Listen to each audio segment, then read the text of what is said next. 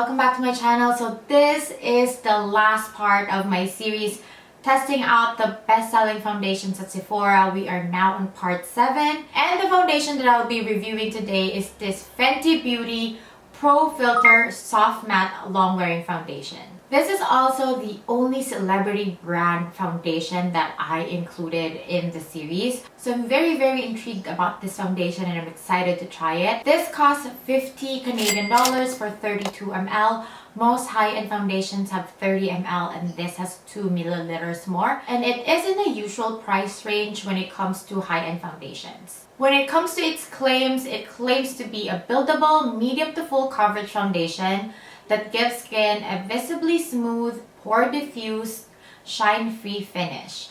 The brand also refreshed its shade range to bring you the most inclusive formulation yet, and it has 51 shades. I got the shade 230, which is described for medium skin with neutral undertones. So this is my face without the foundation.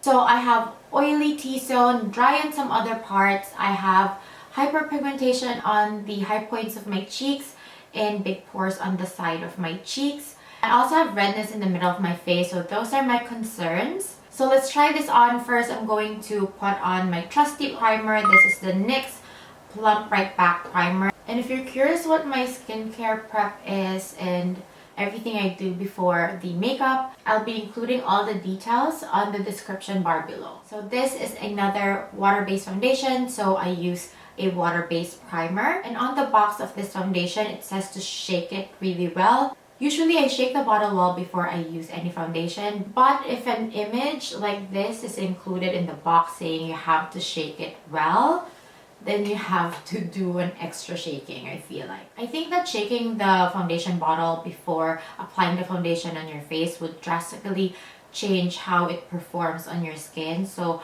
if you see that note or image to shake the bottle well before applying the foundation, just don't forget to skip that. So I am going to put 2 pumps on my hand. The consistency of this foundation is actually very liquid. It really runs fast on my hand. It's quite runny. So I am going to use a brush on my right side, and I'm going to use this Real Techniques foundation blender. This is the RT213. So let's put some foundation in the middle. Oh, I feel like this will be really full coverage on my face. Like, look at that. It is very pigmented, I have to say. Does it match my skin tone? Yes, it does. I hear that a lot of people are liking this foundation because it is very inclusive when it comes to shade range, and I can see that. Like, it perfectly matched my skin tone. And when they say neutral, it's neutral. It's a perfect blend of blue and red. It's not too warm, not too cool. It's the perfect neutral shade.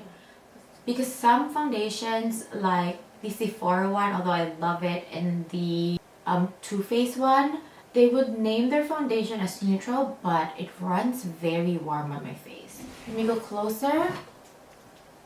So this is 1 layer of foundation. And then this side is without the foundation. I can see the filter effect. It really blurred out my pores and it doesn't feel too matte. Like, I get when they said that it is soft matte, I can still feel the moisture on my face. It doesn't feel very drying. I really see the blurring effect though. Even on the camera, I can see that my face is very blurred. What do you guys think? Like, it has like a good filter look to it. It's not giving me a lot of dewiness, but it also doesn't claim that. This claims to be a soft matte finish, which it is. So far, I'm really loving how this foundation looks on my face because my face just looks very fresh and very polished. I wonder how this foundation will perform throughout the day. Hopefully, this would really control my oil because right now I feel like it would because of that soft matte finish, but hopefully throughout the day it would still be performing that way. So on the other side, I'm going to use a sponge. As usual, when I use my sponge, my airbrush sponge, is giving me more of a full coverage. I mentioned this on my other video that if you're using a more liquid foundation, it's better to use a sponge, especially this airbrush sponge, which I am actually selling. So if you want to grab one, just message me. I'll be putting my email down below. When it comes to liquid foundation, this airbrush sponge doesn't soak up the product, so it can give you more of a full coverage, and you're gonna save more with your foundation because a little goes a long way. Oh, it looks very matte on this side now that it's full coverage, and it sets very quickly. Now that I have full coverage on this one, I find that this is a little fairer than my skin tone, so maybe I should get one shade darker than this. So I'm also going to use my sponge on the other side, concentrate on my hyperpigmentation, also on my nose and the side of my nose.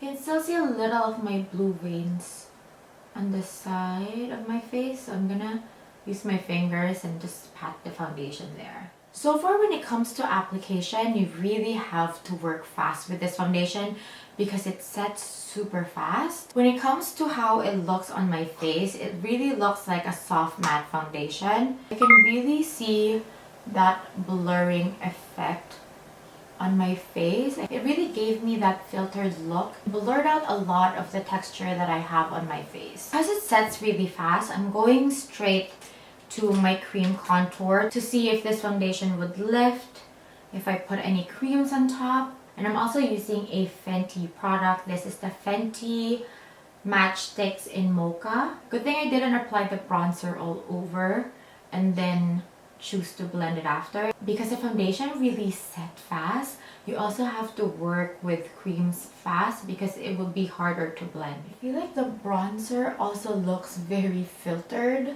on top of this foundation. That's so cool. I'm applying more pressure than usual with this foundation when it comes to cream, but as long as it's not lifting, I'm fine. I'm going to set this foundation with my Estee Lauder powder, although I don't really think I need to set too much because this actually is setting really well on my skin. But just to make sure, I'm going to set a little bit. I see all the hype now about this foundation because so far this is really giving me good looking skin, and I find that this would really be good if you have a lot of Asian clients because most of them are oily, especially with Filipino skin types. We are mostly oily. I think that this would be a good addition to a bridal kit. Let's see how my powder blush would glide onto this foundation. Oh yeah, it glided really well because it is on the matte side. You know what I like about this foundation? It kind of acts like a primer. Like whatever I put on top, it really shows its true color. Like I can really see the true color of the bronzer. I can really see the true color and even the shimmer of the blush. Oh gosh, I really think that I'm loving this foundation. I really think that I saved the best for last. I am amazed by how this is giving me really good looking skin. Aside from the fact that I think I didn't get my perfect shade match, everything looks amazing about this foundation. Blurred out my big pores. It really showed off the products that I put on top. I'm gonna go closer so you can see how my skin looks like. It looks very smooth and like it's really showing the shimmer of the blush. It's such an amazing base. I'm really amazed about this foundation. Now let's see how it looks like on photography. So far, I have no complaints about this foundation. I'm really amazed on how it gave me a really evened out look. It would for sure give you a medium to full coverage. I love that it really blurred out my pores. My mistake is putting a shimmery blush, so I can see a little of my pores peeking through because I put a shimmer. But before my blush, it really looks like I have a very filtered skin. But even if I put like a little shimmer on the blush, it doesn't still highlight the pores underneath. This foundation is really amazing so far. So I'll be updating you throughout the day how this foundation is performing on my face. 4th hour update, the foundation still looks amazing. Still giving me a medium coverage, very minimal buildup on the side of the nose. A little foundation rubbed off on the middle of my nose, but that's it. It also controlled my oil so well. Okay, dolls, so 8-hour update. So this is how my face is looking like after the 8th hour. So in the 8th hour, I don't think there were a lot of changes from what it was looking like on the 4th hour comparing it to now. If anything, I just feel like I'm more oily on my forehead. But on the high points of my cheeks, that's the satiny, luminous sheen from my blush, so that's not oil at all. I didn't get to test if this foundation is humidity and sweat proof because it's very cold here in Toronto. So what I'm going to do is do a water test instead. So let's just put a little water. Maybe there. The foundation is not repelling the water, but let's see if it destroys the foundation. I can see a little line from where the water was dripping. Yeah, but the foundation is still there. So this is up close and look how my skin is looking very filtered still on the 8th hour. And I'm telling you, even without studio lights, when I was looking at my face, I don't look like I have been wearing makeup for 8 hours.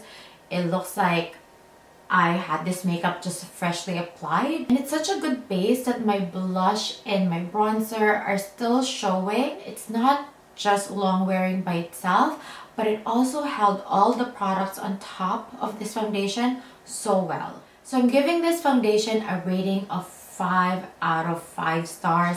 I really love the formulation of this foundation. I love that it gave me that filtered look.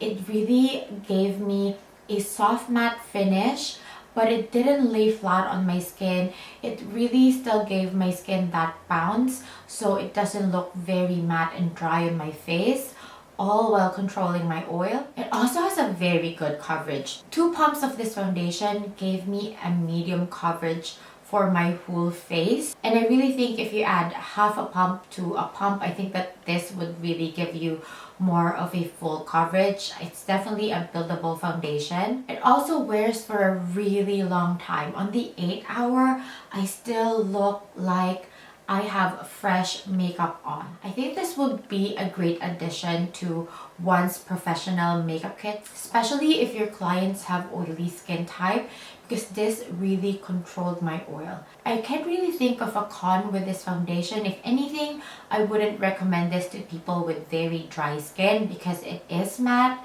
although it gave me a soft matte finish and didn't cling to the dry parts of my skin. I still think that if you have a very dry skin type, this would really look matte on you. So I don't think that this was even intended for people with dry skin type. I feel like I really did save the best for last for this series. Thank you for watching this series. I really love doing this best-selling foundation review, and it really gave me an insight on how innovative a lot of these foundations are, and that I should really be open into trying a lot of other formulation. Like for this Fenty Beauty Filter foundation, I wouldn't even think of buying this because I usually gravitate to foundations that is marketed to people that would like skin-like foundation. This foundation is marketed as a foundation that will give you a filtered skin. It's not really marketed to be like your second skin. So I wouldn't really gravitate to buying this foundation, but when I tried it, I really fell in love with it. I think that this would be a good addition to my kit. It photographs well, it also captures well on videos, so it's such an amazing foundation. I would highly recommend this foundation. So thank you again, dolls, for watching. If you find this video helpful, please don't forget to like this video. Please don't forget to subscribe and hit that notification bell so you'll always be updated once a new video is out. Thank you so much, dolls, again for watching. I'll see you in my next one.